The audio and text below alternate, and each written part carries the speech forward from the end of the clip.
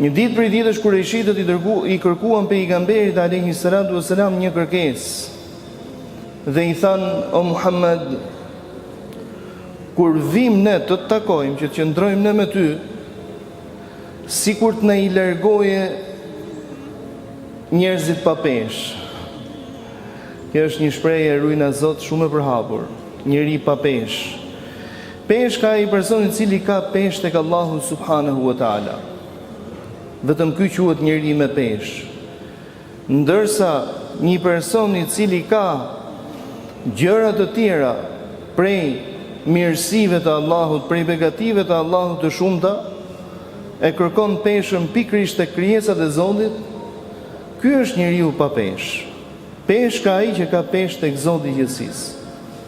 Dhe Allahu për këtë kërkesë të tyre, pra duke i kërkuar që të veçohenin me pejgamberin alayhi salatu wassalam, kur bëhej fjalë për të qëndruar me të në publik gjithmonë, sepse shihej që pejgamberi alayhi salatu wassalam shoqëroi nga sahabiu nderuar Bilal al-Habashi, Ammar ibn Yasir, të tjerë të cilët ishin në statusin e tyre,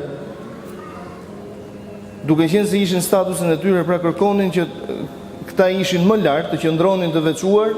Allahu shpalli në Kur'anin e tij famlar duke na thënë: ba'da a'udhu billahi minash shaitanir rajim, wasbir nafsaka ma'a alladhina yad'una rabbahum bil ghadati wal 'ashi yuriduna wajha wa la ta'du 'aynaka 'anhum turidu zinata al hayati ad-dunya wa la tuti' man aghfalna qalbahu 'an dhikrina wattaba'a hawahu wa kana amruhu furuta.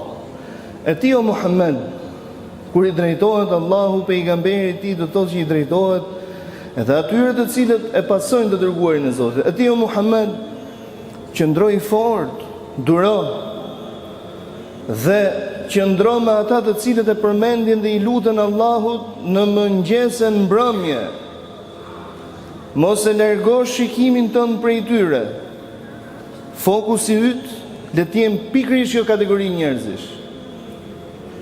E mos ju bind kurse si atyre të cilët ja kemi mbyllur zemrat, i kemi larguar nga përmendja jonë,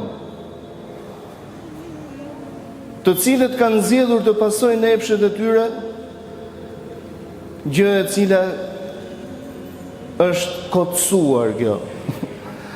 Të nderuarit e mi, pejgamberi i Zotit nuk ishte asesi njeri i tillë. Përkundrazi, lutej dhe thonte, ose ndër lutjet më të spikatura të dërguarit të Zotit ishin: Allahumma inni as'aluka fi'la al-khairat wa tarka al-munkarat wa hubba al-masakin. O Zot, unë kërkoj prej teje të më mundësosh të bëj vepra të mira, t'i braktis të këqijat dhe t'i dua fort të varfrit.